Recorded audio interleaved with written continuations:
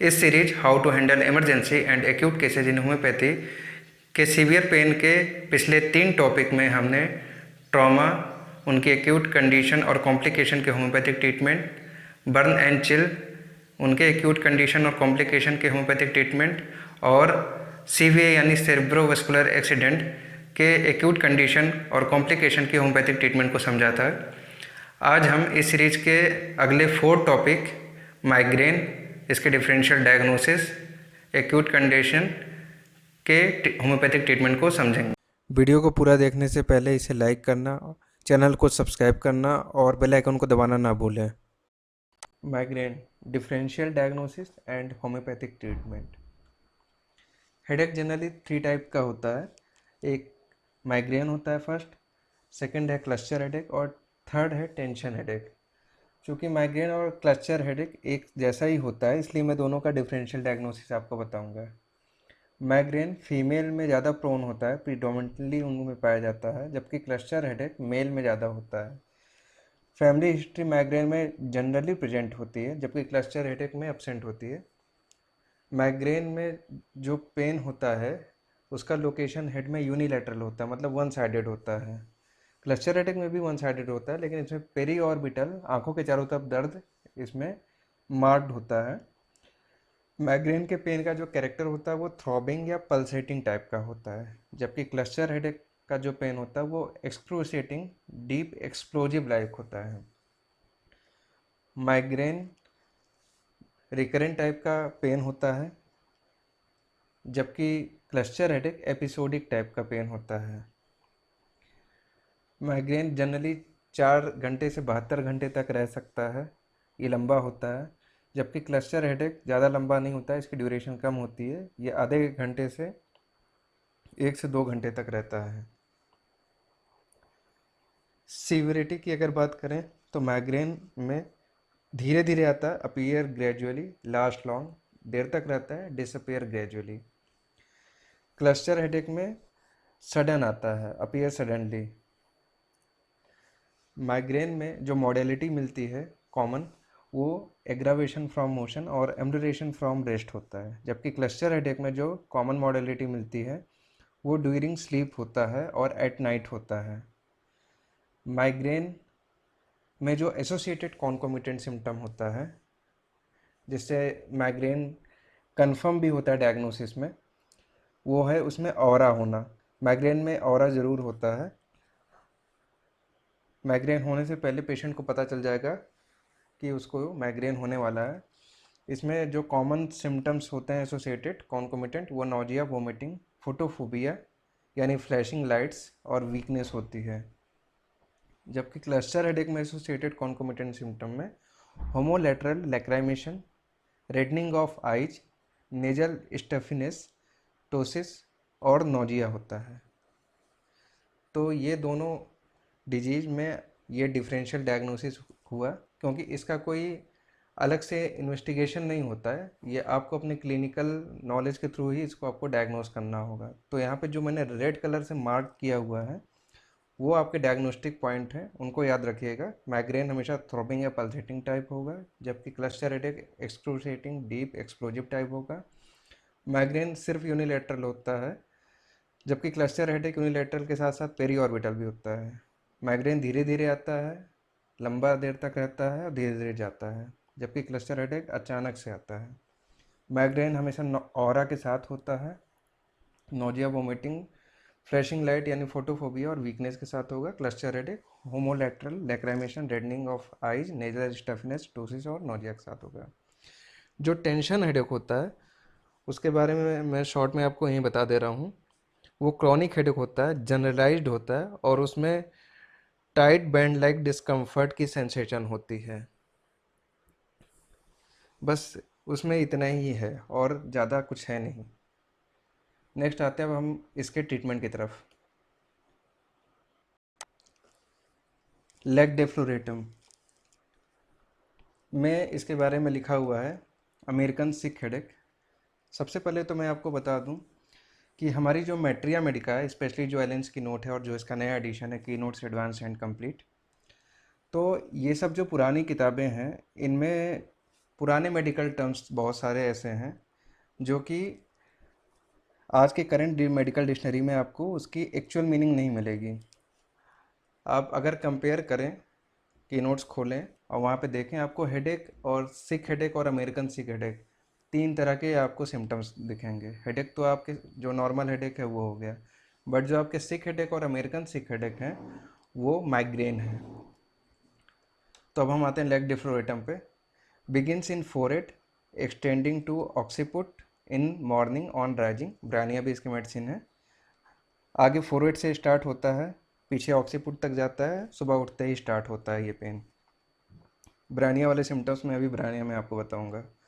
Intense throbbing, throbbing होता है जैसा अभी मैंने करेक्टर बताया आपको, with nausea, vomiting, blindness and obstinate constipation. सारे यहाँ पे एसोसिएटेड आपको सिम्टम्स मिल रहे हैं इसके। इसमें एपीजिया, आइरिस, सैंगुनेरिया भी है।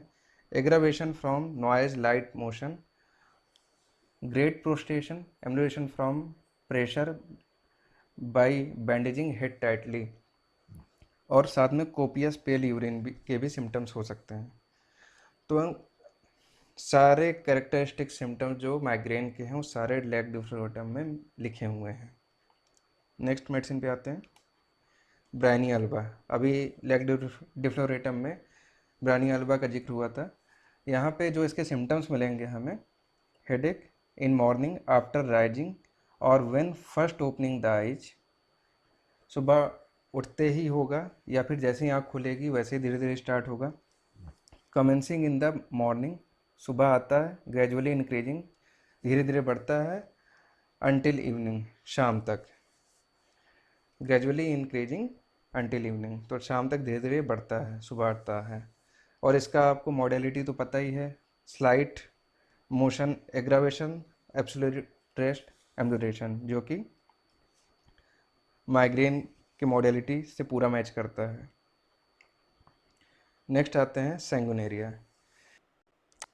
The periodical sick headache begins in morning, increases during the day, lasts until evening, सुबह स्टार्ट होता है, दिन तक ये बढ़ता है और शाम तक रहता है। Head feels as if it would burst और as if eyes would be pressed out, सर ऐसा लगता है तो फट जाएगा या तो आंखें निकल के बाहर आ जाएंगी। रिलीव्ड बाय स्लीप, इसे सोने से पूरा आराम मिलता है पेशेंट को। American sick headache relieved by perfect quite in a dark room, अंधेरे कमरे में चुपचाप लेटने से इसको आराम मिलेगा। एक रेयर मेडिसिन भी है इसकी, इंडिगो। इसमें लिखा है sick headache aggravation during rest, इसके सिम्टम्स उल्टे हैं, एम्डुरेशन बाई रबिंग, प्रेशर, मोशन। तो ये इसके कैरेक्टरिस्टिक की नोट्स हो गए। सेंगुनेरिया का अगला सिम्टम है हेडेक बिगिन्स इन ऑक्सीपुट, ये ऑक्सीपुट से स्टार्ट होता है, spread upwards and settle over right I, और ऊपर से आते हुए राइट आई पे आता है। इसमें साइलेशिया भी मेडिसिन है राइट आई पे, और अगर लेफ्ट ऑर्बिट पे हो रहा है पेन तो स्पाइजेलिया इसकी मेडिसिन है, लेफ्ट साइडेड है तो। साइलेशिया पे आते हैं, chronic sick headaches since some severe disease of youth, psorinum भी इसकी मेडिसिन है। अगर क्रॉनिक सिक हेडेक है और किसी सीवियर डिजीज के बाद हो रहा है तब से ये, तो साइलेशिया और सुराइनम दो मेडिसिन इसको कवर करेंगी।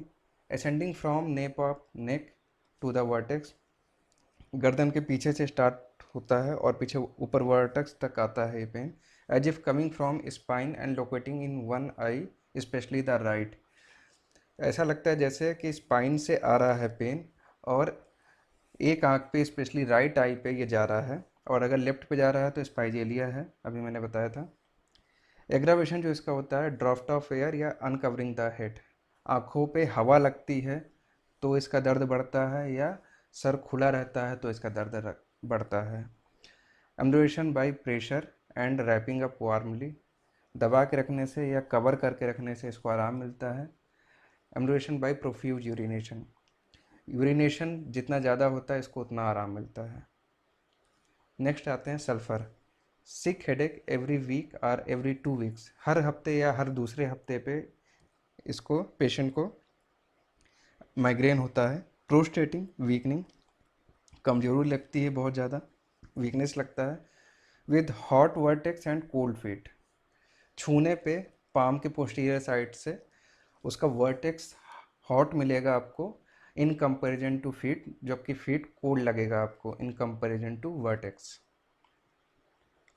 नेक्स्ट है tabacum. Symptoms occurs in paroxysm sick headache. ये पैरोक्सिज्म में आता है, कोई निश्चित नहीं है कितने दिन पे आएगा, बीच बीच में ये कभी भी आता है।